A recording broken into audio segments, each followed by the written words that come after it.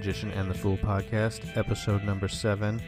And in this episode, we were honored to have Robert Place join us. And if you don't know who Robert is, he's the author of the new book, The Tarot, Magic, Alchemy, Hermetism, and Neoplatonism. He's also written other books like The Tarot, History, Symbolism, and Divination.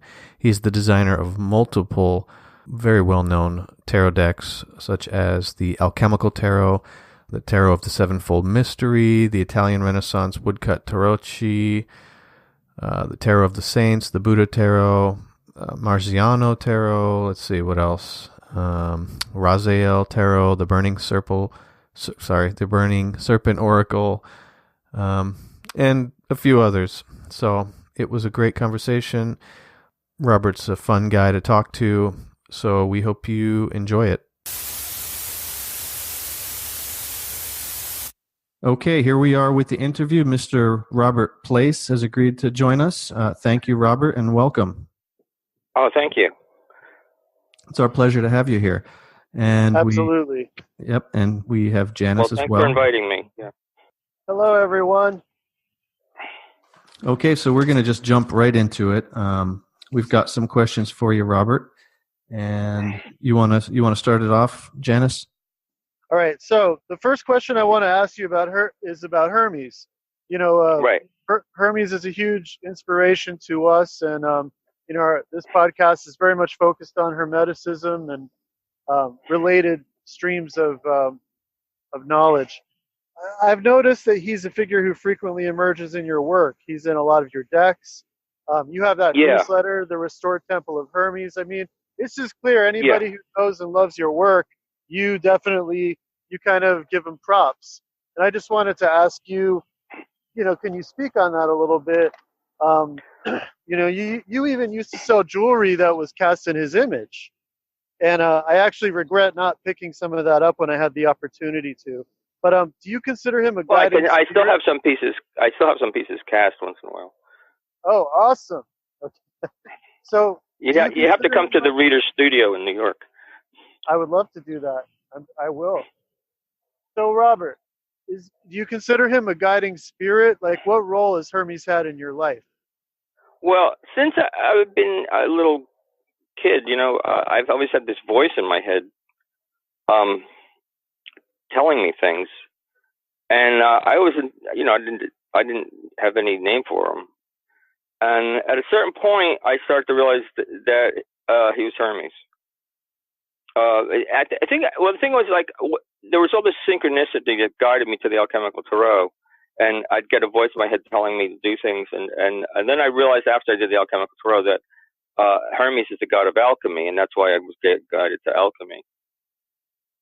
And so I said, and more, he's not only the god of alchemy, but he's the bringer of dreams, and I've always, dream divination is my first form of divination, and so he's really the dream maker. In a lot of cultures, Jung studied certain Native Americans that didn't even have gods or goddesses. The only close thing they had to a deity was this character they called dream maker, and that's who Hermes is. He in ancient Greece, he was the bringer of dreams, and when they say he's the messenger of the gods, when you learn that in school, you don't really fully understand it, because the thing is that people in the ancient world believe that dreams were messages from the gods. That's so interesting. And I've actually seen it suggested that Morpheus is just a name for Hermes. Yeah, I mean, you can find similar characters in other religions and cultures. That's why Thoth, the Egyptian god, was associated with Hermes, and that's who became Hermes Trismegistus in Egypt when Hellenistic culture took over.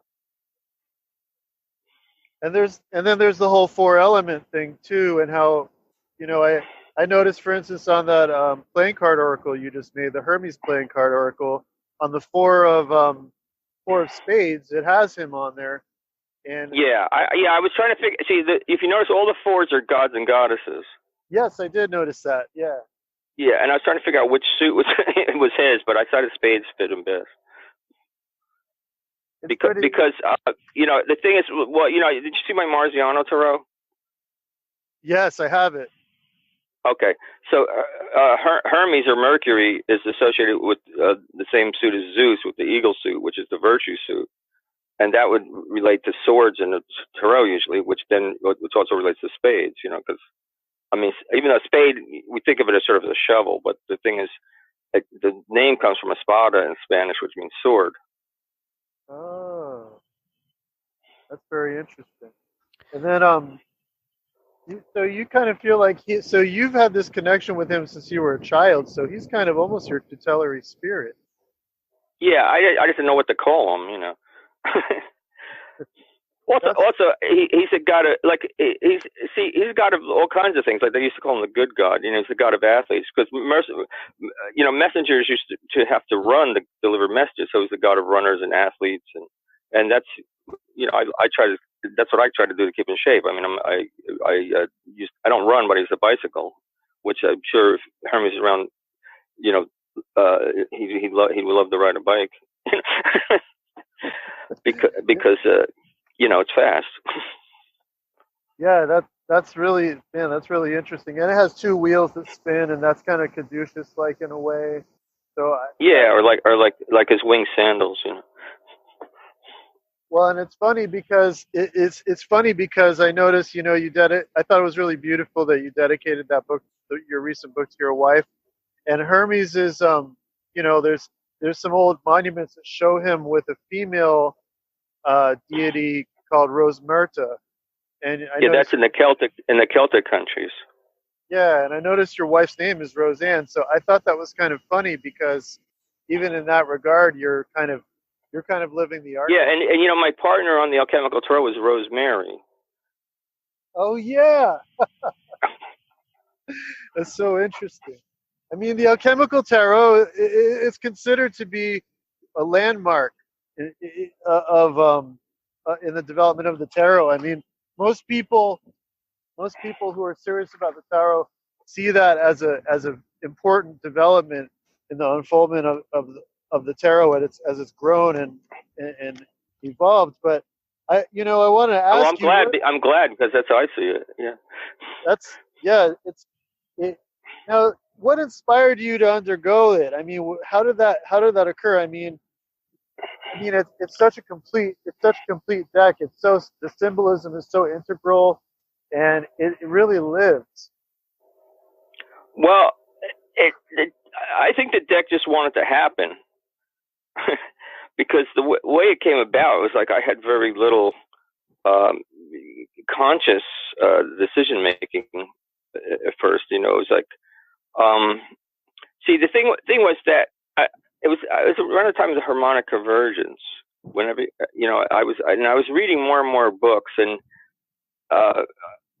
ever since I got involved with tarot, I started reading, and I started taking notes, and you know, and I was always an artist. I wasn't a writer, and so it's weird, you know, because I'm making all these notes about the things I'm seeing about the tarot, and making charts and seeing how things go together, you know, like as if I was a detective working on some big mystery or something.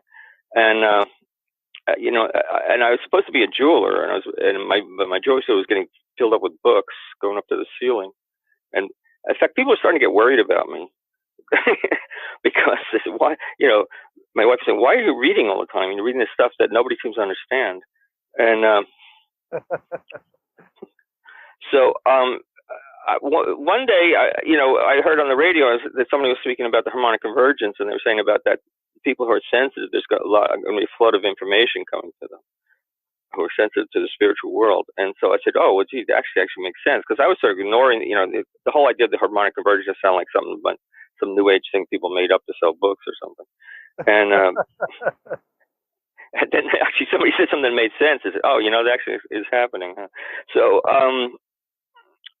so one day I was looking at this book, the picture history of alchemy and magic, and there was this picture of it was a stained glass window showing the philosopher's stone in alchemy.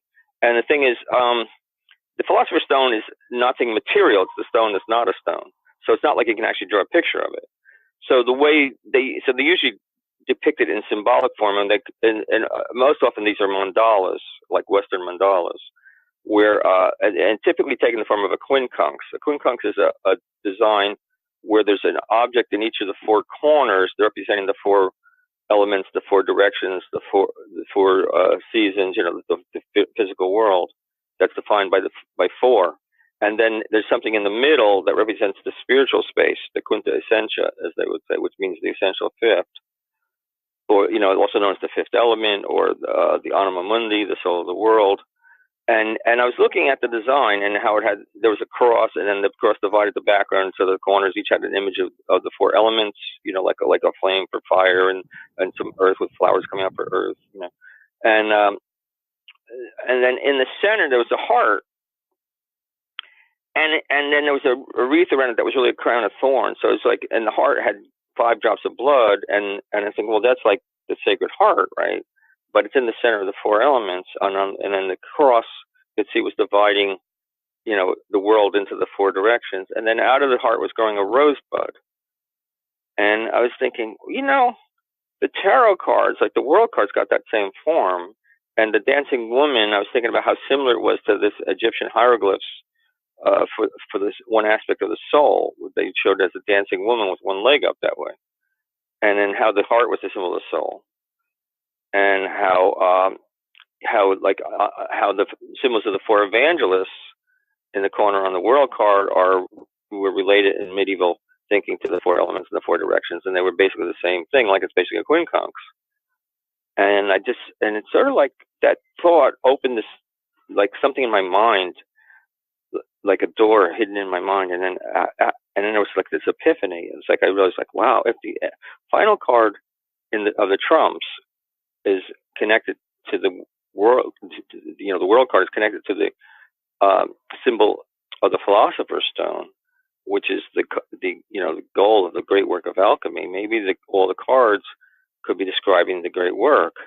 And then it's just like this flood of images came out of that passage in my back of my mind, and then I kept seeing all these images coming together of tarot cards and alchemical cards alchemical images that I've been looking at, and I started to see how it all works. This just happened in like a minute. I mean, it just just opened the floodgate. So I was blown away. So again, I was like, I want to tell everybody. I want to just grab people and tell them, hey, and people started suggesting, you got to write this down, because you just can't go around accosting people and telling them. It's not the way you get your information out. So I started writing it, and I started working on the alchemical tarot. It all came together. Like, friends urged me to do it. So I started doing the drawings, and then so I was reading all these different books on alchemy and Gnosticism, and as part of my background information. And one day I was in this health food store, and I saw this magazine called Gnosis. And I was thinking, gee, I'd just been reading about Gnostics. I didn't even, before this, I never even knew they existed, right? And here they got a magazine. This is absurd. So, and again, a friend was with me and said, aren't you going to buy that magazine? Oh yeah, I guess you're right. Yeah, okay. So I bought it, and I'm reading. I said, this is a really good magazine, And I said, I bet they're going to do an issue on the tarot. So I had finished a few cards, and I finished the Siren of the Philosophers, which is the star card, which is the very first card I did sign. So I made a Xerox of that drawing, and I put it in an envelope, and I wrote a little letter to the editor, sent it off to San Francisco, and I said, I'm working on this tarot called the Alchemical Tarot, and I'm sending you the image from it, and and I explained the basic premise, and I said this, because I would like to have an article in your upcoming issue on the tarot. Because what happened is, when I looked at it, that voice in the back of my mind said, they're going to do an issue on the tarot. So I just believed they were, because basically that was Hermes talking to me, because you're asking about how how I act with him. So like, that's what happened. I had this voice in the back of my mind saying, they're going to do an issue on the tarot. Just send it off right away. So I did. I listened, right? Okay. So then a week later, the editor of Gnosis calls me up from San Francisco, and he says, why do you think we're doing an issue on tarot? We're not doing an issue on tarot.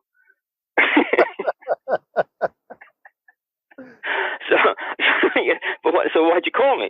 So he said, well, actually, I'm doing an issue on the goddess. It's the 13th issue, and this is a perfect illustration for this article about Sophia, and I want you to write a one-page article to go with the illustration. So it arrived just at the right time when they just fit in the magazine. So, but see, Hermes, true to form, he lied to me to get me to do it, because if he explained the whole thing to me, I wouldn't believe him. Hey, Robert. Oh, sorry. Do you think that the tarot has its own intention, that it's almost like an entity? Because you had spoken before about how in dreams the tarot had found you, so to speak, and in different ways it almost seems like the tarot develops in its own way. Well, it's not exactly the tarot, but what's behind it. Like the tarot is a tool for something bigger, and the thing that's bigger has its own intention. That's the way I look at it anyway. So maybe it's Hermes? Yeah, or I mean, yeah, I guess you could say it's Hermes. Well, like the original Hermetic material, they used to write all these philosophical texts and sign it Hermes Trismegistus. Hermes Thrice Great, to show that he was the Egyptian Hermes, right? Because like Thoth had this, you wouldn't just say Thoth, you'd say Thoth, the one, the only, the greatest. I mean, be like the God, the good God, the great, like in Egyptian, there had to have a title. You couldn't just say, it's almost like now when they like I listen to the news and somebody's talking from a state and they go, here's the representative from the great state of Georgia. They can't just say the state anymore. Right. Well, that's what they used to do with the gods, and here's the great god, Hermes, right? But Hermes, they had to do it 3 times. So that's why he was thrice great. So they were showing that their Hermes is Thoth, who's thrice great, and that's the same thing, right? And so, but they would sign all they were writing all these books on philosophy and then signing it with his name. So then people now look at it and go, well, they were just lying, right? Because they're not Hermes. What are they talking about? But see, that was really common in the ancient world, because they were feeling that this stuff was so profound that it wasn't just them saying it; they were channeling it. It's almost what you're saying. Like there's something bigger that had to come through them. Mm-hmm. Which is kind of like what you do with your art. Yeah, and see, and then it was like sometimes, because I would work really hard on the drawings. Like I drew them in pen and ink, and at first, and then like when we got a contract from HarperCollins. They gave me a year to finish, and it took me 2 years. So that, and this is, it was really nuts, because like publishers don't usually do that. They don't give you an extra year, because, like they have a schedule they got to keep doing. It's costing them money, because like, you're not on schedule, and people are hired to do things that they're not doing. And, but I kept sending in the artwork as I was finishing, and I go, wow, this is really great. Okay, just take your time, And then, so I thought that's the way it always was, but afterward, I was, found out that's not the way publishers work. I was spoiled. So again, it was like this thing where the deck wanted to happen. It even affected the publisher. And how many decks have you done? What is it, 12? Maybe something like that. It's hard. It's hard to say what you see. Because every time when I change the Alchemical Tarot, I did like the 4th edition. Is that a new deck, or is that the same deck, or And then when I did the Sevenfold Mystery, I usually came out with an annotated version. So is that another deck, or is that the same deck, or? So it's hard for me to give it a definite number. Got it. But yeah, it's like 12, 13, something like that. The thing was too with the Gnosis magazine. See, that was. Like that article was really synchronicity in itself, because what happened then is that Rosemary Ellen Guiley saw the article, and then she got in touch with me because she was writing a book on the tarot, and so that came out just at the right time. And then she asked me to put a couple of pictures in her book on the mystical tarot and write a brief, section for the book for her. And then I worked as a ghostwriter for her. And then she said, I'll help, if you take me as a partner on the Alchemical Tarot, I'll help you get a contract, because, I didn't have a lot of time. I was working on jewelry and I didn't have a lot of time to work. And she said, if you want to get more time, you need to get an advance from a publisher. So I'll show you how to write a contract. So we did. And then we got the contract from HarperCollins, which was weird. See, I had a lot of friends who were, writers, and they're getting nowhere. It was hard to get published. And I was an artist, and I was saying, oh wow, I'm writing a book, and I got this contract from HarperCollins, and they were like really pissed at me. Yeah, that's amazing how that came together. Well, that's Hermes too, because he's the Lord of Commerce. Yeah, well, and then even now, just the other day, this young writer asked me how I got started, and he wants me to help him out, and I said, well, I don't know if the way I got started is going to help you, because it's sort of like it happens. It wasn't, and you hear that a lot. Like when you hear like actors are very successful, say, "Oh man, I just lucked out." Well, And with the on the point of the alchemical tarot, now the Waite Smith tarot, that you've talked you talked on a few occasions, and you've written also about the pretty amazing dream you had um, with When the that. tarot first came to me. Yeah, would you mind just? I know you've covered this ground before, but it's. I know. I said it so many times. Like every book, I mention it because it's sort of like okay, this is my hook to get people to see where I'm coming from. And I hate to get you. I hate to make you repeat it, but would you mind going into it for a minute? Just it's such a yeah. cool Okay. So I basically I think it was 1982 during the summer. I had a dream. As I told you before, my main form of divination was dream divination. So I always paid attention to my dreams. For a while, I kept a dream journal and would and watched what my dreams did and saw how they predicted the future, and which is exactly what ancient people always believed, that dreams predict the future. And I did this experiment of did my dreams and I'd check it to what happened. So they were predicting the future very often. But dreams also respond to. I mean, they respond to almost anything. I mean, I've had dreams that tell me how to. My computer was broken, and I had a dream told me how to fix it. So they could do all different things, do whatever you need, really. But this dream was a Starling Dream because I was in the middle of a regular dream that was predicting the future. So I was following this woman who I knew from. I told you I made jewelry and I sold at craft shows, and this is another jeweler from the craft shows. And I saw her on the street, and I was following her in this red brick building. And I found out later that's because she was going to become a promoter, and I was going to end up doing her shows. So the dream was predicting that. Now the thing is, I walk into the living room in this building, and she's walking off in the other room, and then there's a telephone table with a telephone on it. Now this is one of those black telephones with the handle on top and a dial, like they used to have back then, and it rings. And back then, when the phone rang, you used to actually answer it. Now I just let it go to the answer machine usually, but back then you actually used to pick up the phone. Right. So when the phone rang, it was like, oh wow, somebody's calling me. And it was like I didn't know somebody could call me in the dream. This is like it interrupted the dream. Like it was so obvious. It was like a message coming from outside my normal consciousness. It had nothing to do with the dream. It was just somebody interrupting, like the way a phone call would interrupt you in the middle of the day. I've had the dead do that. What's that? I've had the dead do that in dreams. Really? With the dead, yeah. Oh wow. Well, you're gonna have to tell me about that. Metaphor. Yeah, it's interesting. It's almost like a psychic metaphor, I think, because the telephone. Yeah, well, it's obvious, right? When you think about the symbol. Yeah. A distant connection with someone. Well, that's kind of what happened with you, right? Yeah, well, that was it. So the thing is, I pick up the phone, and this dream operator said she had a person-to-person call from England for Robert Place, and would I accept it? So I accepted it. And then she put this woman on who was a secretary at a dream law firm. And she told me I had an inheritance coming from an ancestor in England, and it was very powerful. And that because my ancestors had misused it in some way, if I accept this inheritance, I also have to take on some of the karmic debt that came with it. So without even thinking, I just said, "Oh, sure." Because if you thought about it, you might say, "Wait a minute, what's the karmic debt?" But in the dream, I was like, "Oh wow, I'm getting an inheritance. Oh great, okay, good, sure." So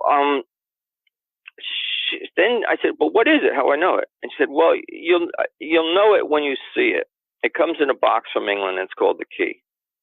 And then so when I woke up in the morning, this dream was so vivid and it was so lucid that like I woke up and just sat right up in bed, looked at the foot of the bed, expecting the box to be there. And my wife's looking at me like, "What are you doing?" And I told her about the dream and how powerful it was. And I thought the box would be here. She said, "Wow, that's really powerful." So. But the weird thing was, within a day or so, my friend Scott came over. A friend of his had mailed the Waite Smith cards to him. And I was sitting at my kitchen table. This is when I lived in New Jersey. And the door, there was an outside door to my left in the kitchen. And it was like the back door of the house. And Scott came up and just sort of knocked on the door and walked in because we're close friends. And he was holding this deck, and my head turned without me. It wasn't like I was in control of my head. It just turned, and my eyes focused on the deck, and I went, "Oh, that's it." Like the dream said, you'd know it when you see it. So like my unconscious took over and made me look at it, and so I'd know it. And then he said, this person sent me this tarot deck and I wanted to show it to you. So we're looking at it and I said, I had a dream about this. I'm supposed to get one of these. So we had a good time looking at it and playing around with it. And then with a few days, my friend Ed, who is an astrologer, came over and he had a Marseille deck. And he says, I have this deck I don't use, but something told me I'm supposed to give it to you. Assuming it was Hermes. So he gave me the deck. So now I had a tarot deck to play with. And not like, I knew what a tarot deck was since I was in college. Just I didn't have one. So, even in college, I tried to start making a deck one time. I got it done with about 4 cards, and I gave up because it was so much work. So, do you feel like? Anyway, do you feel like it was the artist? Do you feel like it was the artist within you which made you able to connect the dots? Because a lot of people wouldn't have even recognized those signs. Was it because? Well, I didn't have any. It wasn't. I don't know what it was. My unconscious just did it. My head turned. It wasn't even it was under my control. So I don't know. I know that being an artist makes you very visual, and I was always interested in symbolism. So it's all connected. Right. But see, the thing is, most people don't realize that their unconscious is in control of them. They think that your ego makes you think your ego is in control and that you're consciously in control of your life, but you're really not. So true. So what all this did is prove to me that I wasn't in control consciously, but I was in control unconsciously. Like the unconscious part of my mind was more powerful and really calling the shots. See, and it's interesting because I have a friend in the gym, where I work out, and he was talking about how animals aren't like people because they do things on instinct. And I said, well, so do people. And then he didn't quite understand. And then I said, well, do you think you consciously decided to get married and have a son, or is there something in you that drove you to do that we might call instinct, and then your thinking part is just how you work it out? And he goes, oh yeah, you're right. So when I said it to him that way, then he said, oh, that's really obvious. Because, right. Because people, so he said, so when the geese fly south, is it like the same kind of thing where they're just driven to it because they think it's really cool? Well, and Jung said that instinct and intuition were actually kind of 2 poles or 2 forms of the same prompting from the unconscious. Yeah, right. And see, as I work with the tarot, it got to be more obvious. I talk about that even more in my new book, like some of the experiences I had, because the synchronicity just kept happening and happening and happening. Anybody listening, if you haven't gotten this book, you really, really should. It's excellent. Even for just the chronicles of some of your experiences alone, really fascinating. I want to ask you though, going back to Waite, the Waite-Smith tarot. We know, he integrated alchemical symbolism into his deck, but not necessarily as overt and direct as you did. Did his deck influence your creation of the alchemical tarot? Or do you? Yeah. But I see. The thing is, definitely the first deck that I was involved with was the Waite-Smith deck, which was what Scott brought over, and then I went out and bought my own copy. So I had the Marseille deck and the Waite-Smith deck. So those 2 decks, which I considered like the standard for most people, the decks I first used and worked with. Now, the thing is, Waite's deck, from researching it, I feel that a lot of the symbolism was really created by Pamela Colman Smith, and Waite gets undue credit. Like he was mostly concerned with the trumps, what people call the major arcana, and even there, when you read his book, he misinterprets Pamela's drawings. Like he's talking about things that are in the drawing that aren't even there. Like he's not really looking at the pictures. So she really created the deck. She designed it. He hired her to design it. The very first thing ever written about it in the magazine that came out, a writer had a magazine called I think it was the Occult Review or something, And when the issue came out in 1908, when the deck was just before Christmas when the deck first came out, the editor of the magazine wrote an article about the deck, and he just said, it says it was designed by Pamela Collins Smith, and that how she did the research on the antique decks, and how she did extensive research. So and then later, so many writers just say, "Oh, Waite designed it," which is absurd. That doesn't fit what he did does not fit the definition of the word design. Well, it has a lot of Golden Dawn symbolism in it too. I mean, from the book. Yeah, but she learned from him, and he influenced her, right? But she designed the deck. And like the thing is, but what's happening with the Trumps is that it's express. Now that's where he had the most influence, and what he wanted her to express is his vision, for sure. That seems pretty obvious, and because he even had other artists work on it and came up with similar images. So the thing is, it's a mystical vision that Waite had.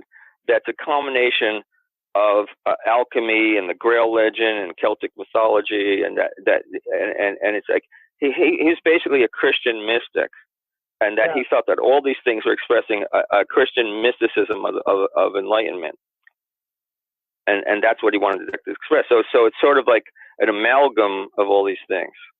So it has alchemy in the mix, you see. Oh, but yours is, but I mean, it's so clear with the alchemical tarot. Yours is straight. I mean, you just took alchemy and. Yeah, I just tried to make it based on the alchemical great work. Now, the thing is, the original tarot is actually, the thing that's being expressed isn't supposed to be the alchemical great work. It's just that it parallels it just like Waite thought. I was just about to ask you about that. I was going to ask you how alchemy and tarot are related. Yeah, well, because alchemy was one. See, the thing is, the tarot the Trumps are expressing a mystical philosophy in the form of a parade called a triumphe in the Renaissance. So see, so they basically were capturing. They were just called cards, cards with a triumph at it. The triumphe is that's where the word trump comes from in the first place, because it comes from triumphe, which just means triumph. And that was the type of parade they had in ancient Italy, and that artists would work on this parade, the symbolism. So they had them all the time, like every major city-state in Italy, because Italy wasn't a country. So every city-state would have these major parades, because they were all the capital of their own area. And they'd have them before Lent, like sort of like a Mardi Gras parade, and they'd have them for special occasions, and artists would work on the symbolism of the parade. The whole point of the parade was that each character triumphs over the one that came before, or trumps the one that came before. So it's a natural way to create a hierarchy of images from the lowest to the highest, and then artists would make use of that hierarchy to express mystical philosophies, like we see that with Petrarch's E Triomphe, and you see it in Bruegel's Triumph of Time engravings that he did. And many others. Like if you go to Italy, you'll find triumphal images on wedding chests, on the back of portraits.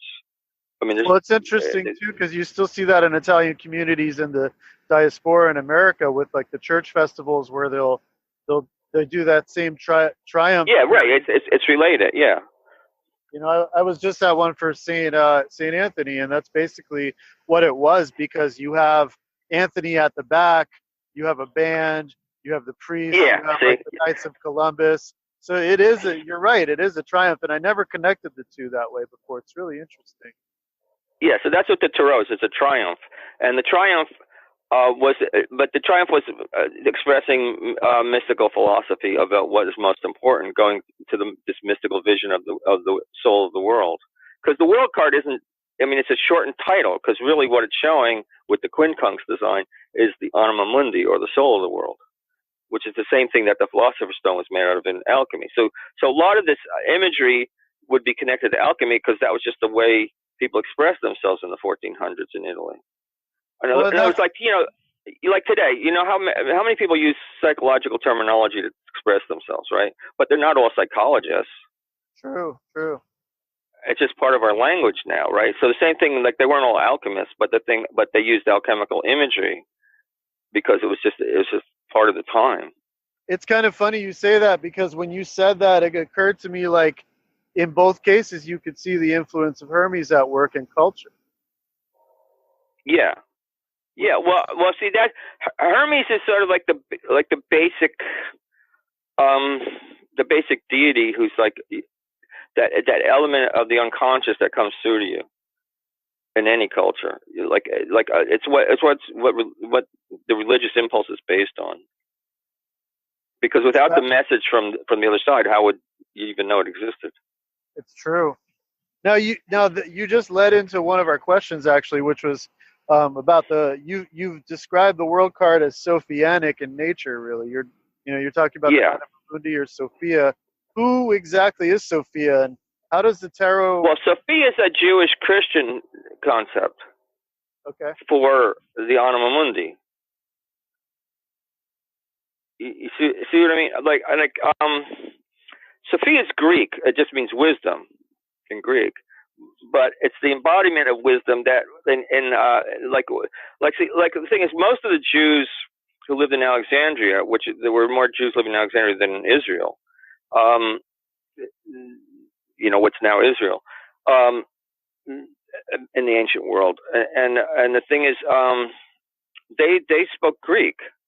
So the first translation of the Bible in the Greek was the Old Testament, which was translated in the Greek for the Jews living in Alexandria because they didn't speak Hebrew, they couldn't read Hebrew. So they had this concept of the female aspect of God in the world, and they called it Sophia. And that entered into Christianity. In fact, in the Catholic Church, there's a Saint Sophia, and the Saint Sophia is believed to have had 3 daughters, and they were named Faith, Hope, and Charity, which of course are the 3 Christian virtues. But the worship of Sophia was really much more pronounced in the Eastern Orthodox Church, especially in Russia, where Sophia was many Christian mystics had visions of Sophia. But the thing is, she's sort of a Christianized aspect of something that's broader than Christianity, because the Anima Mundi is the same concept. That's broader, and you find that in Hermeticism and Alchemy, and because Alchemy is pre-Christian originally. Now, for people listening to this podcast who might not be totally familiar with the term, what exactly is the Anima Mundi? Okay, it just means soul world, right? Anima, soul. See, how many women are named Anne or Anna or? Yes. You see. Yeah, okay. Well, the originally comes from Anna, which is an ancient goddess name, Diana, right? Diana. If you go back, the early Mediterranean cultures, almost ubiquitously have this goddess figure where she's got 2 animals, one on each side, and they're facing into her, and she's either holding them by the scruff of the neck or they're just coming to her, and they just call her the mistress of the animals. But her basic name would be Anna. You see, and that's what Diana is, because then you see, later, in archaic Greek, basically, you see she's become Diana, the goddess of the hunt.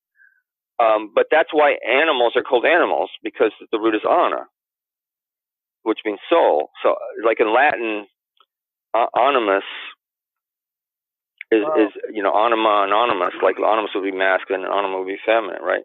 So, of course, psyche is soul in Greek, but again, it's feminine. But basically, mostly, referred to as feminine. So these figures represent the soul, or what we might call Mother Nature, or the goddess, the mother goddess. They're ubiquitous all over the ancient world. And then so many aspects of them came into Christianity in different forms, like as Mary, the Mother of God. So she got a lot of the titles. In fact, the whole cult of Mary was borrowed from Greece, because it wasn't really part of Catholicism originally until there was mystical influences coming from Greece that came in the 1300s, started influencing Western Europe, and then you start seeing all these cathedrals, Notre Dame, the Great Lady, and then Mary became more and more and more prevalent, which became this focus for this goddess energy. So the Anima Mundi is all those aspects: Sophia, Mary, Mary Magdalene. It's all different Christianized cultural interpretations of this ancient mistress of the animals, who's Mother Nature, or the soul of the world. So see, for instance, in alchemy, the basic tenet of alchemy, one of the first rules, is that everything in the world is alive. Everything in the universe is alive. So, like in modern, like, I have a book here on biological chemistry, a textbook, and it starts off like the writer saying about it. It's very hard for my students to get it across that all life comes from non-living matter. You see, so it's like in modern scientific thinking, okay, everything's dead, but somehow chemicals interact and then it creates life. To alchemical thinking, everything's alive in the first place. So that's a big separation between modern science and alchemy, and that aliveness is anima, or soul, because the definition of life to the ancients was that it's self-moving. In other words, animated, which again is root is soul, anima. So modern physics has basically shown us that everything's animated all the time, right? I mean, subatomic particles are whizzing around, and right. Nothing's stagnant. Too. What? That even goes back to the Corpus Hermeticum. It describes how God sets the universe into motion. Yeah, right. In motion's life. You see, that's why they said like the quick and the dead. Because like death. What death means is you can't move. That's such an interesting description. That was awesome. So speaking of Alexandria, I want to talk about the Ptolemaic worldview. I'm kind of an archaic person. I kind of live in that worldview, so I'm asking this almost as a devil's advocate. But what is the Ptolemaic worldview, and do you think it's still valid? You mean their vision of the cosmos? Yeah. Do you think it's valid in this era, in this age? Well, it's not scientifically valid because it's been proven to be wrong. Right. But the thing is, I think it's an observation of a psychic reality.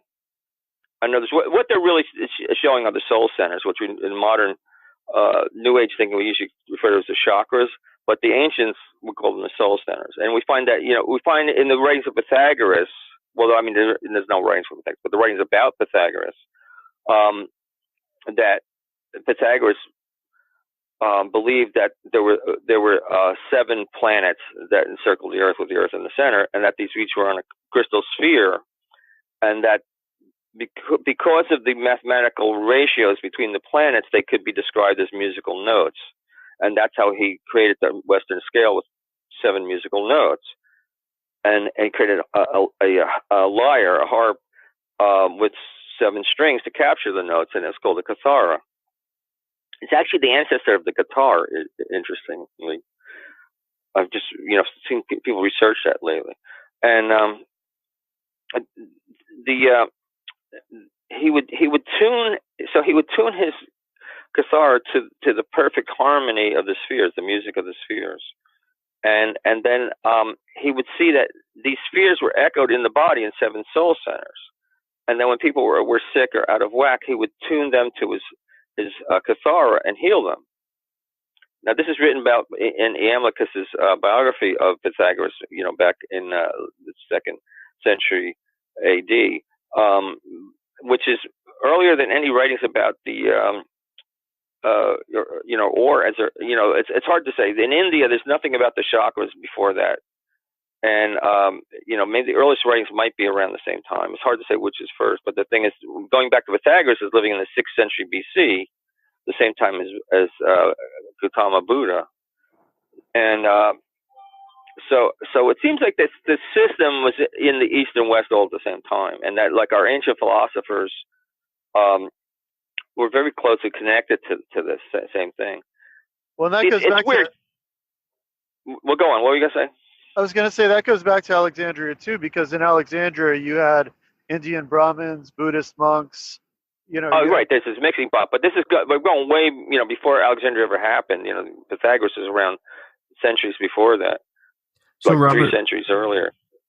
Sorry, Robert. So we're talking about the chakras and Pythagoras. Can you talk about a little bit the soul centers readings that you do? That seems like was inspired by this. Oh yeah, well that's it. So I read this in Iamblichus, where how Pythagoras would heal people by harmonizing their soul centers, right? And I said, well, gee, that would be probably the best thing I could do with the tarot, because to me, predicting the future is sort of a useless thing. And like, I don't find the tarot is very good at predicting the future. It shows you about the present and what's happening, and helps you see the direction things are heading, in the present, and it allows you to maybe change course and make better decisions. But the best predictions of the future I ever have are in dreams, when when they just come to me, I don't call them.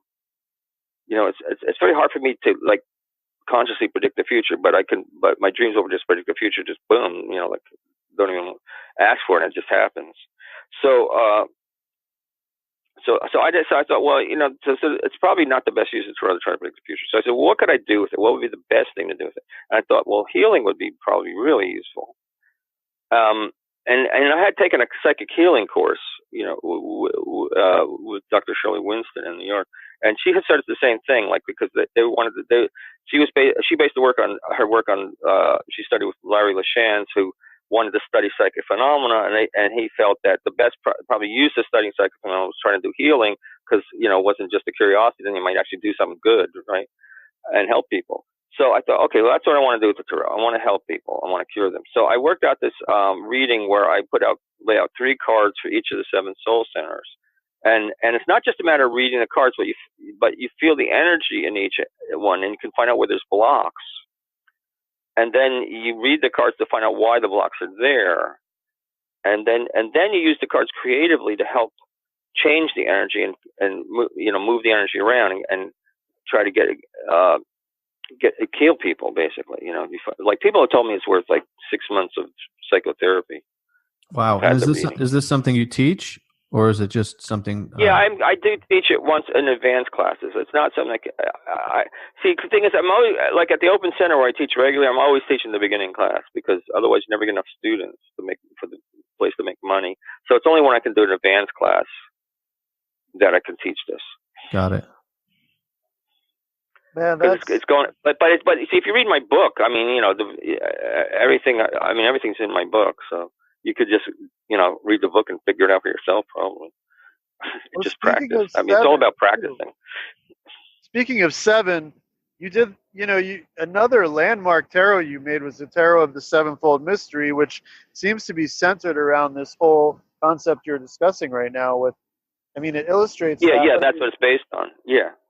And it also seems to illustrate, there's Gnostic aspects to it, there's Hermetic, and there's Neoplatonic aspects to it. Yeah. Well, the thing is with the Gnostic aspects is Gnosticism was what they call pessimistic, in that they believe that the physical world is bad and the spiritual world is good. Where in a pure Hermeticism, like in alchemy, the physical world is not bad.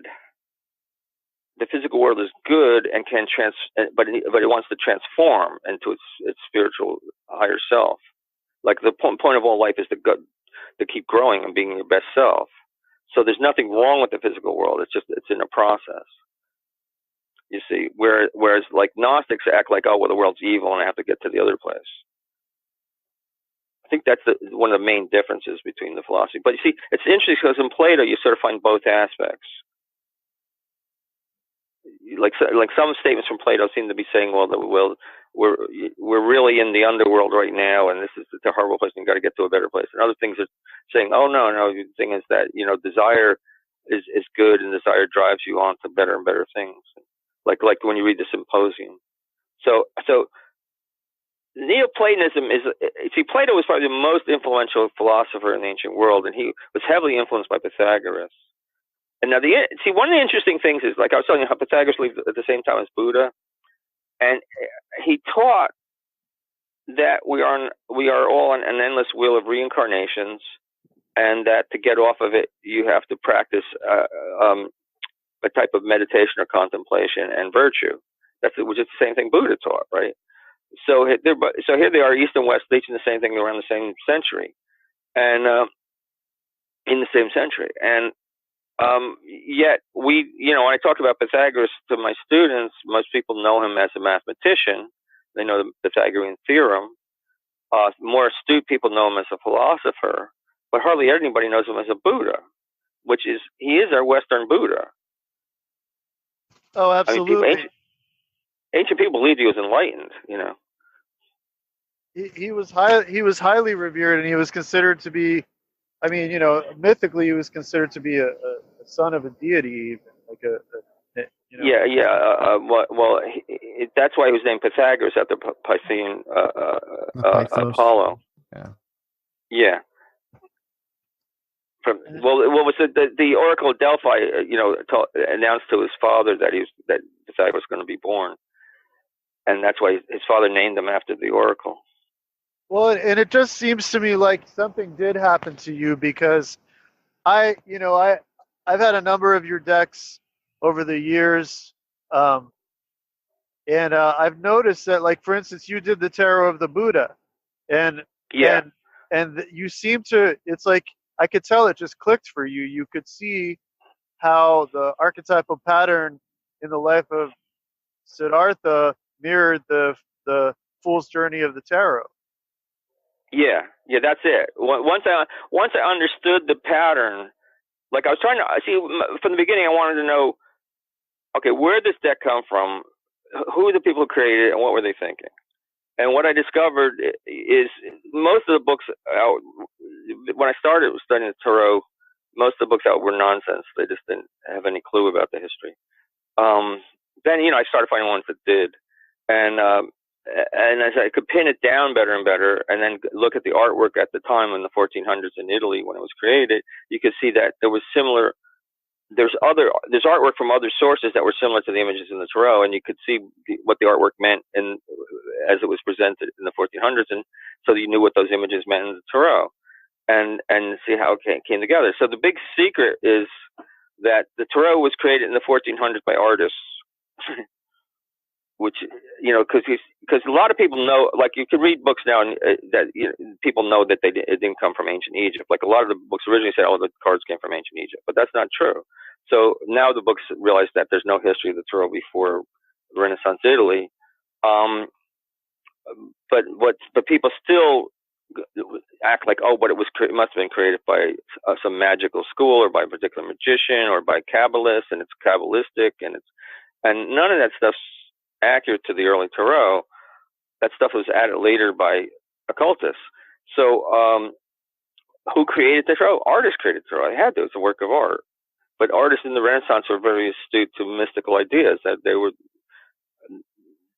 see in the artwork in the Renaissance had to have body and soul, as they said.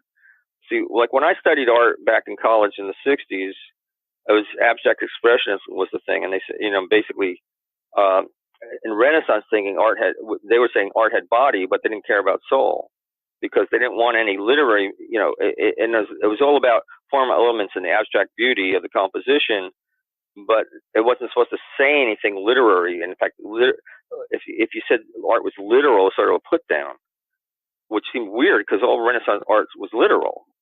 They go, well, that's just illustrative. But then all art before was illustrative, so why are you putting it down? You tell me that Michelangelo and Leonardo were great geniuses, but then somebody does that now, that they're an idiot. So I sort of revolted against that, and as an artist, I always consider myself an illustrator. And then I realized that I fit right in with the Renaissance way of thinking. So that the artwork had to have a soul, which was the literary element, which was a philosophical, mystical message that was really important. So artists were imbued with putting messages in their artwork. That's why the tarot has a message, and why it's based on a parade that had a message. And the parades weren't always the same, but they always had a mystical message.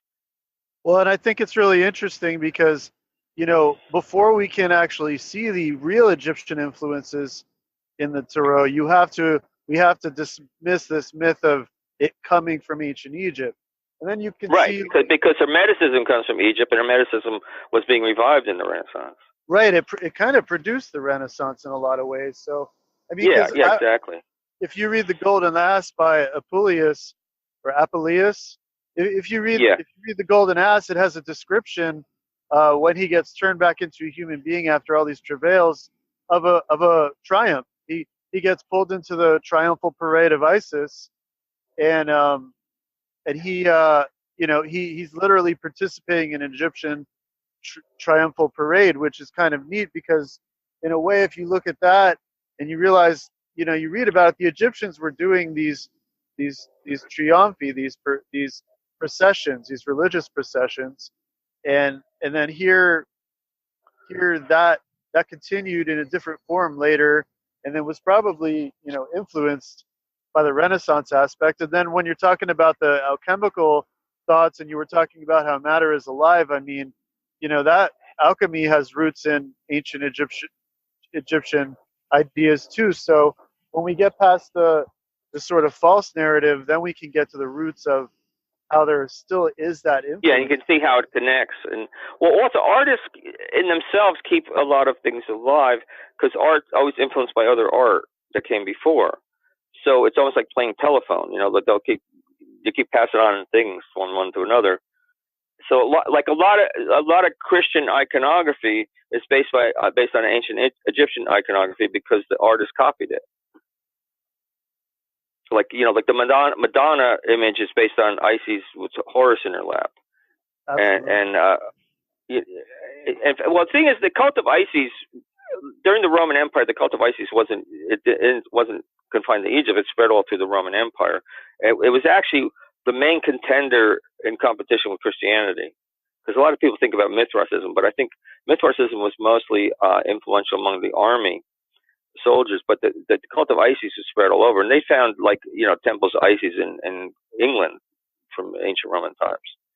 So you could see it was everywhere in the empire, and they would have these processions. So people were really familiar with Isis, and then Osiris was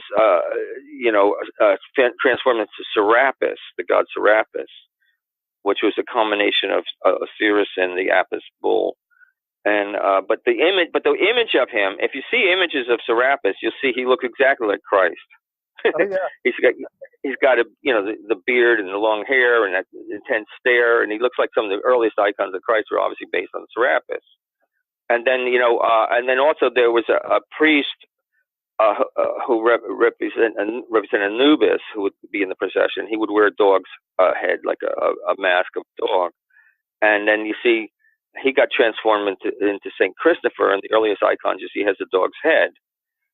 And you can go on and on like this. I mean, there's all these influences from ancient Egypt. I mean, Osiris himself dies and is reborn like Christ. So and then I mean, this like a lot of the prayers were based on Egyptian prayers. On and on and on. There's lots of influences. It's really interesting. So the artist in particular kept it going. With the burning serpent oracle, you actually have Isis in it. You have her very present in that deck. Yeah. I decided to make cards for Isis and Osiris. I see, because Isis and Osiris is the basic religious myth of Western culture. It's sort of the seminal story.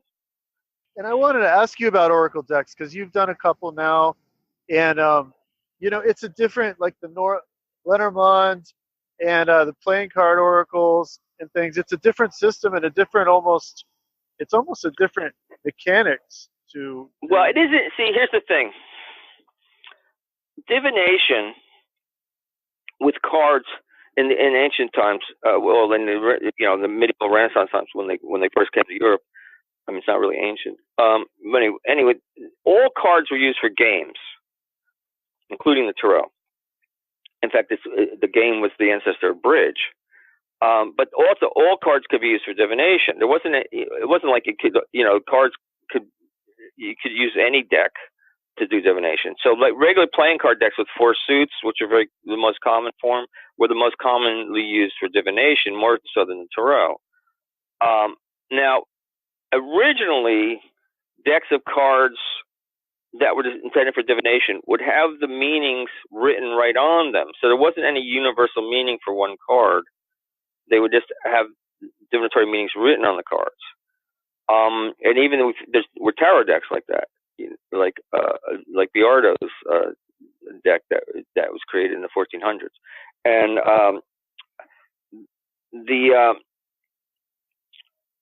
what was it called? Vanities of the something of the vain world. I don't know. Anyway, as time progressed, we start seeing these what they call fortune books, which were books used for divination, and they would have you could use any deck of cards in some of these books. Like you use decks of cards, and the cards would we relate to pictures in the book. Like you'd see the same, like they'd have pictures of the cards, and then you pick two cards and you find the place in the book where those two cards are illustrated, and then it leads to another page and another page until you finally got to the answer of your question.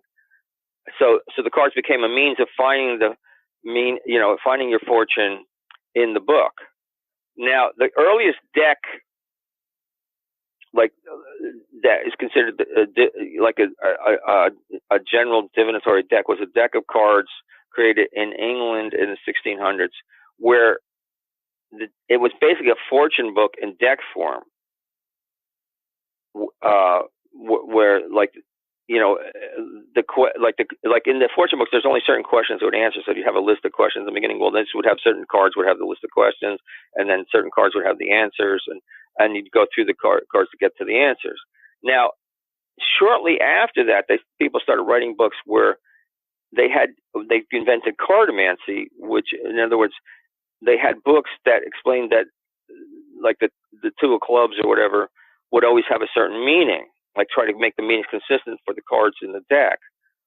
And then, around that same time, so you're coming into the 1700s, and so there's a big outgrowth of engraving and pictures on cards, especially in England and Germany, Holland, all around. And they started to make cards where they had pictures on them, and that by the end of the 1700s, they were creating decks, which we call oracle decks, which would have the main part of the card would be a picture that had a divinatory purpose, and there'd be a small insert of a playing card that was supposed to relate to it.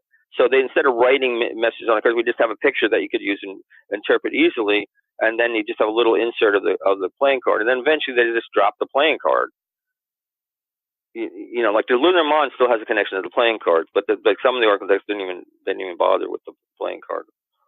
And and that got really popular in the 1800s, right? Now the thing is, how like when people look at the way Smith Tarot, her big innovation was that she added all these imagery to the pip cards so that you could use it for divination. And that's the first, one of the first tarots ever to do that, because she based it on the Solobusca, which was a Renaissance deck, which had imagery on the pip cards. But most tarots didn't have imagery on the pip cards. But the thing is, all she was doing was what they were already doing with regular playing card decks, which was oracle decks. So she was basically turning the tarot minor suits into an oracle deck. It's pretty remarkable, this whole transformation and this transmission. I notice in your Hermes playing card oracle, you keep the entire deck and you added symbols to because normally there are oracle decks with 52 cards and. I mean, they're not all 36. See, the reason the Lunar Mon has 36 cards is because it's based on a standard German playing card deck, which only has 36 cards, because they don't have the 2, 3, 4, and 5. So, how many cards are in your New York deck? 36. 36. Because that's a standard Lunar Mon. It was that was created in New York in the 1880s.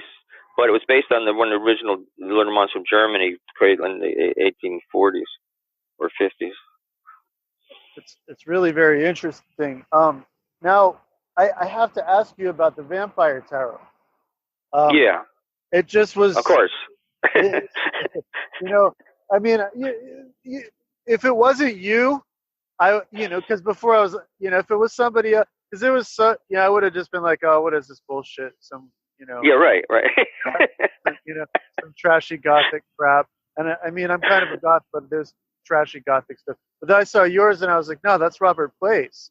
And so, I picked it up, and it's just remarkable how you describe, the connection between the story of Dracula and the tarot, and just how the pattern plays out in the story of the tarot. Could you speak to that? Could you describe how the thing is, I'm a big fan of Dracula myself. Like, I have a lot of vampire movies, but I really like the whole classic vampire story. Like, see, vampires got really popular, but then it started morphing into new areas, right? Although some of the things, like, see, the vampire myth, it's not so much connected to the folklore. It makes use of the folklore of the vampire, but the vampire folklore in Eastern Europe is sort of, it's not Dracula. Dracula comes out of this German Romanticism, and it comes out of that whole vampire image of literature was created by German Romantics in the late 1700s. And what they would basically do is creating these sort of demon lovers who come back to their dead lovers coming back to their mistress or whatever. You find lots of poems like that, and then it eventually led to literature, to prose with Polydorus, the vampire, was the first one. So the first one's actually in English, and but Byron and Shelley, they were all influenced by it. I mean, it's a major influence on Romanticism. And thing is, like, the original vampires, like in the folklore, they're just stupid. They're almost like zombies. Yeah, they're gross too. They stink and they're ugly. And... yeah, they're dead. They're dead. They smell bad. They're dead. They come out of their coffins, and they're so stupid that all you have to do is protect yourself from vampire is you leave a bunch of beans by the door. And the vampire has to stop and count the beans, and then the sun starts coming up, and he's got to go back to the grave. And the thing about staking a vampire, that was all it was. Is like, well, he keeps coming up out of the grave, so let's put a stake through him and nail him down to his grave so he can't get up. Or sometimes they just turn him over, thinking when he tried to get up, he'd go the wrong way. That's that old European practicality for you. Yeah, and it's like they're not Dracula, Dracula's, see, the romantic image was more related to these myths of the moon god, who was the special lover of women and who come in the night. And, like, there's this archetypal mythical influence going through it. And that's why, and so people wonder, these, what is this with vampires? Vampires are disgusting monsters. Why are these women falling in love with them and stuff? But that was part of the thing from the beginning. They're this mystic lovers. Now, the Dracula story is connection a little bit more. What? Okay, you want? Well, what part you want me to go into? The moon god part. I think it's very interesting, and I think there's a lot to that. Well, when you study Jungian literature, you see that there's this sort of archetypal character in a lot of cultures. Just like I was saying, like dream maker, dream bringer or whatever. Well, so the nighttime's a very special time because that's when people have dreams and when you communicate with the gods. And then it seems like there was a special connection with the moon, and that women were always connected with the moon because of their menstrual cycles, which of course means moon cycle, and how it had to do with their fertility. And so before we speculate that before people actually knew about how gestation happened, that they thought that the moon was somehow really important to women getting impregnated. So that creates a sort of myth that women are really impregnated by the moon god or moonlight coming to them. And you see that, and there's weird references to that in Dracula, like how he sneaks in under the windowsill like moonlight, and he gleams white, his teeth gleam white in the dark, and he turns into a mist. He's like obviously being described as moonlight. So, and that's part of the whole archetype. And I'm not really sure how much Bram Stoker knew the archetype. He just seemed to connect in these things unconsciously. It's like, again, it's like one of these things where like he was just a channel for a lot of this stuff. Because you look at all those the books Bram Stoker wrote, and Dracula is like it's the best thing he ever wrote. It's like considered a masterpiece. And his other works are they're nice, but they're not Dracula. So.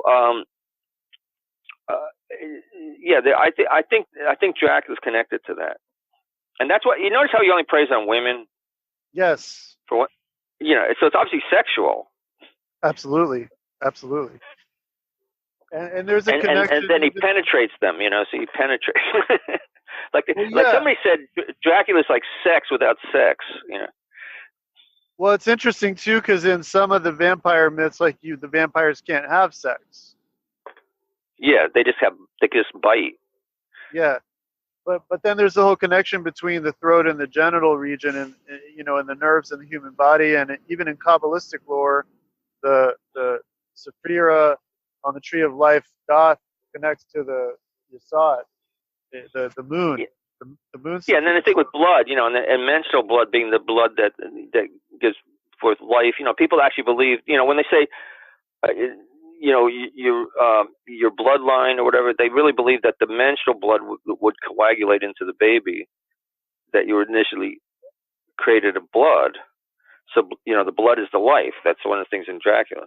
So, this exchange of blood, like when you read how he's forcing Mina to drink his blood, and then they come in and they find blood all over her nightgown, and they go unclean, which is what they say about the menstrual cycle.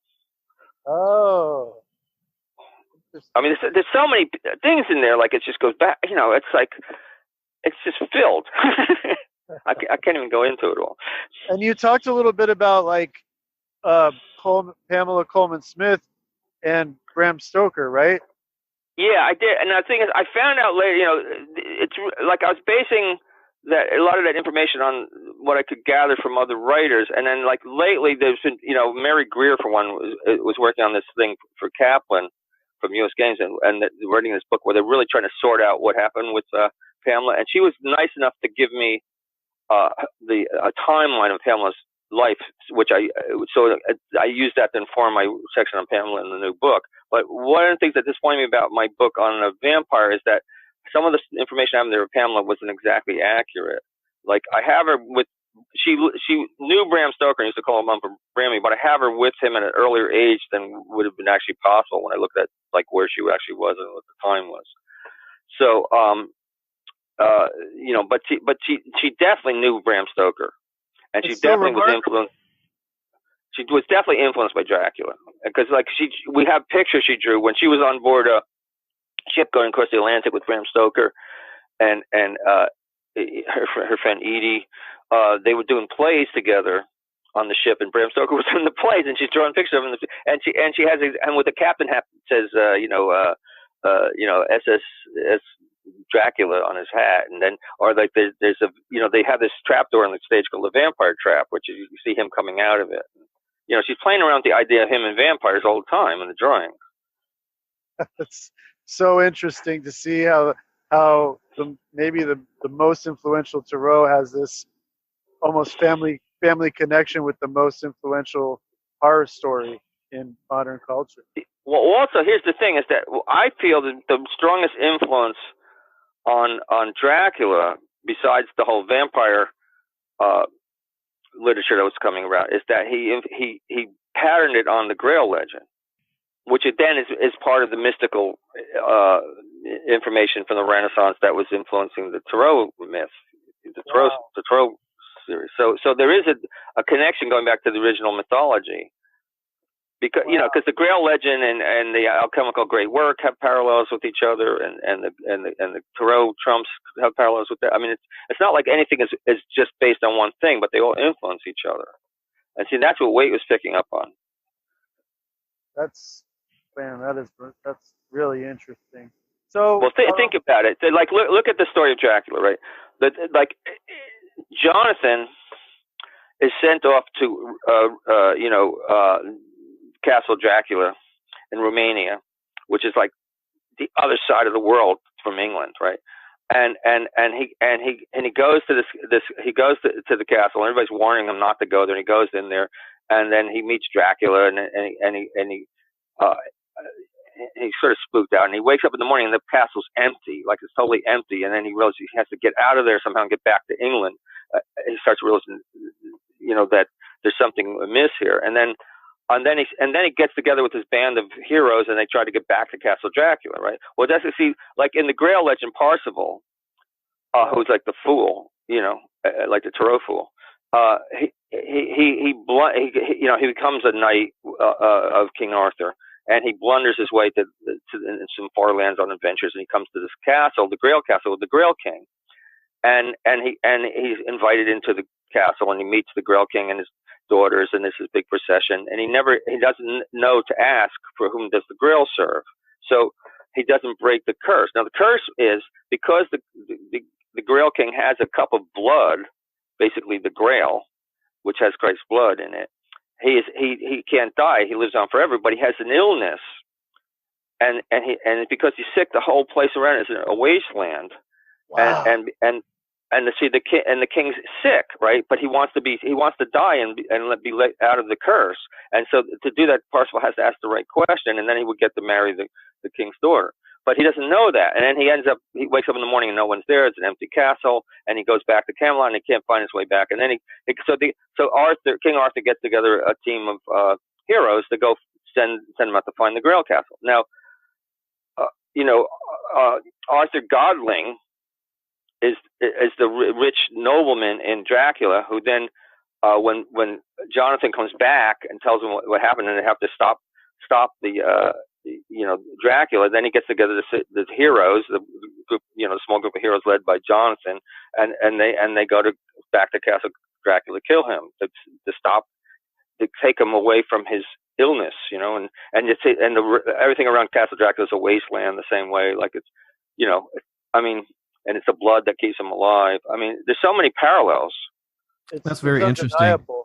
Yeah, and it's funny because we had our last episode, we were talking about the tarot as well, and this story came up in that interview. So that it's funny how that happened. We've been all over the map with this. I did want to ask you, and I want to be respectful of your time, so I don't want to keep you too long. We can go on for hours, but I'm sure you've got things to do. I did want to talk about the numbers 3 and 7, and I really enjoy when reading what you have to say and hearing what you have to say about this. Can you speak about the significance of those numbers in the tarot? Well, in Neoplatonism, those are very important numbers because there's 3 aspects of the soul, and there's 7 soul centers, which relate to the 7 planets, the ancient planets, and because of that, that's why. All Western culture is influenced by that. That's why there's 7 notes in our music scale, which I explained before, because Pythagoras created it. Like, in fact, in ancient Greek, there was 7 vowels, and Pythagoras was credited with adding a 7th vowel to the language. So, even though they got the idea of an alphabet from the Phoenicians didn't have vowels. Vowels are like the musical notes of the language. So the Greeks invented vowels, and then Pythagoras is credited with making sure there's 7 vowels, which then were used to denote the 7 notes.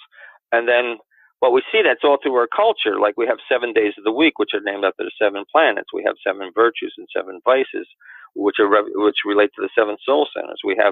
There's 7 continents and 7 seas and 7 sacraments, and on and on and on. Like all Western culture is influenced by that idea. And then the idea of the 3 parts of the soul goes back to Pythagoras as well. But he was most likely influenced by the ancient Egyptians. And that, Plato gets this from Pythagoras, and he calls the 3 parts the soul of appetite, the soul of will, and the soul of reason, as the way it's translated. The 3 parts of the soul, like, see, when I say the soul of appetite, the soul of will, and the soul of reason, most people say, "Oh, that's really weird. You think there's 3 souls, and these are what they call." But see, that's a part of our culture. When you realize what he's talking about is body, mind, and spirit. Like, the soul of appetite is the soul of the body, the soul of will is the soul of the mind, and then the soul of reason, the soul of spirit. So when you say body, mind, and spirit, everybody's got that concept. You see, it's part of our Western culture. And just like we have 7 days of the week and all these things, we've sort of lost track of all this, right? Now, if you look at the tarot and you want to understand the trumps, you have to understand there's not 22 trumps. There's 21. The Fool isn't a trump, really. The Fool's unnumbered, and there's 21, just like they're numbered, 21 trumps. When it gets to be, this evolves over the 1400s into this form. And it comes down to us through the Tarot of Marseille, the French deck, as 21 trumps. Now, 21 is 3 times 7. And then when you divide the trumps into 3 sections, each with 7 cards, you'll see that they correspond very nicely to the body, mind, and spirit of the Platonic triple soul. Got it. I mean, I could keep going on with that, but that's the basic structure. Yeah, and you can see that as well in the Valentinian Gnostic hylic, psychic, and pneumatic structure that they have. It seems to align pretty well. Yeah. So, also, seven seems to be an important number all through the tarot, because if you look at, if you look at the minor suits, there's 14 cards in each suit, was 2 times 7. So, so then there's without the Fool, there's 77 cards, which is 11 times 7. So 7 seems to be a key number in the whole thing, and 3 is definitely the structure of the trumps. Cool, thank you, Janice. Do you have anything else? Like I said, we can. Janice, do you actually have 2 heads? You'd have to ask my girlfriend. Oh, okay. Do you know you have your video on? No, I didn't know that, but now I do. We've been watching you walk through the city. Okay, so I don't know how to take the video off here.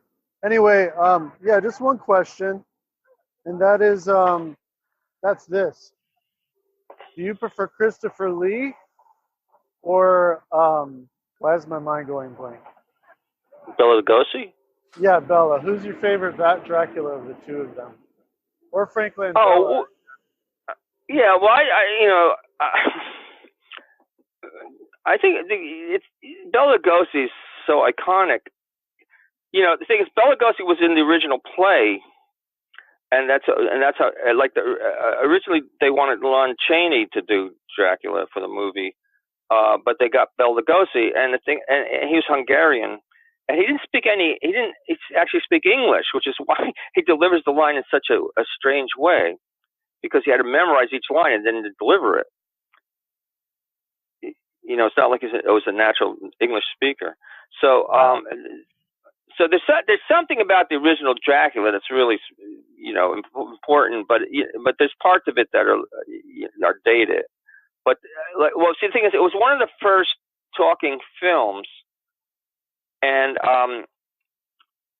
they didn't only show it as a talking film; they showed it as a silent film also. So it could go either way. But even as a talking film, back then in the theaters there used to be someone playing the piano to add music to the movie. So I think that so I've seen the best way to watch the original Dracula is that you have to have a music score with it. I think Philip Glass did one that was really successful, and also the way he filmed, like it's not like great use of film. It's like it's like sort of set it up like a stage set, and it's almost like you're watching a play. A lot of the time, like when you're in Castle Dracula, it almost looks like a stage set. You're looking at it from a distance and watching him walk down the stairs from a distance and come to you. It is very much like a play. It's totally true. Yeah, so it's a strange movie. It's not, it's important to the history of film, and so it's hard. So it's hard to, compare it to modern movies in a way, right? Like you have to look at it as a historic piece. So and it has a certain charm because of that. Now, I think one of my favorite versions of Dracula was the one made for TV with Jack Palance playing Dracula, which not many people know about. And then also I like the one Francis Ford Coppola's Dracula, because it's the only one that tried to stay closer to the book, where it actually had all the characters. Like it had Quincy the cowboy, and like most people go, cowboy, what's a cowboy doing in this story? But when you understand, Bram Stoker used to travel to America all the time on tour with the Lyceum Theater, and he actually knew like Buffalo Bill and all these Western characters. I didn't know that. That's so cool. Yeah, so so Quincy in Dracula's based on Jim Bowie, and that's why he has his big Bowie knife. Well, Robert, we want to thank you so much. This has been a fantastic discussion, and we really appreciate you giving us your time and your insights and, really your wisdom today. Dom, you want to add anything? Yeah, no, I will just echo what Janice said, that it was really interesting. We really appreciate it. Where's the best place for people to find what you're doing, and what are you doing? My website. Your website. Yeah. Yeah, you should go to robertmplacetarot.com. Great. And are you working on any new decks, or what do you have in the works? Well, right now I'm working on 2 different graphic novels. Oh, interesting. Yeah. Also, I did the Raziel Tarot, a special edition of just the majors with Rachel, and Rachel really wants me to finish it. But we sort of got. I did the aces, and I sort of got stuck for a while. So I'm waiting for more inspiration. But the thing is, in the meantime, Rachel and I are working on a graphic novel. Very cool. That's awesome. And people can find out about how that goes from your website, I assume? Yeah, well, there's nothing on the website about that right now, but the thing is, there will be eventually. Also, if you really want to stay in touch with me, like, follow me on Facebook, because I'm always posting pictures and stuff. Cool. My Facebook page, I sort of run it like an art magazine, where I put up the artwork I like, or things about the cards or tarot, or show some of the artwork I've been doing lately. So I don't, it's not just the pictures of me and going on vacation or whatever. And what you're eating for dinner. Yeah, right. Yeah. All right, awesome. Thank you again, Robert, very much. You know what? We should maybe mention, when are you doing that next talk at the Met? Aren't you doing one in September? Yeah, that's right. It's on September 12th, and it's mostly filled up, but there's still 3 spaces open. Okay. And well, we've got 3 listeners, so that's perfect. Yeah, it's great. Okay, and so the thing is, if they're interested in that, they should email me at alchemicaltarot@aol.com. Okay, great. And then your classes at the Open Center, how frequently do those run? And well, I do this like 3 times a year, and the next one I think starts in November. Yeah, it starts on November 14th. It's like 14th, the 28th, and then December 5th. There's 3 classes in a row. Yeah, it's a 3-class thing. Well, you can see that's listed. If you go to my website, there's a page where it lists where I'm going to be and things going on. The next big thing I'm doing, I'm going to China in October. I'm going to be teaching in Beijing. Wow. Ooh. I was there last year too. We were sort of setting up a regular tarot school in Beijing. Wow. So is there a lot of interest for it there? Yeah, it's really big. Like Rachel and I went last time. Rachel Pollack and I. Mm-hmm. And this time I'm going. And this time I'm going to talk more about I'm going to teach more about the oracle decks. Wow. Oh, wow. Man, that's so cool. Well, I don't want to get off the phone, but I have to because I have to pick my son up. I just want to say thanks again, and I'm looking forward to hearing the finished product here. I'll probably listen to this like 3 times. Okay, great. All right. Take care, guys. Thanks, man. Bye. All right, bye. Okay, that was a great interview. Thanks again, Robert. I definitely was not expecting to or planning on going that deep into Dracula, but I'm kind of glad we did. For one, the connection to the Arthurian Grail story was just fantastic, so there was that. You can follow us on Facebook, give us a like, send us a message, subscribe to our YouTube channel. You can comment there as well. Let us know how we're doing. Let us know what you'd like to see in the future from us. We are definitely open to those comments. So there it is. Thank you again for listening, and we'll see you in the next episode.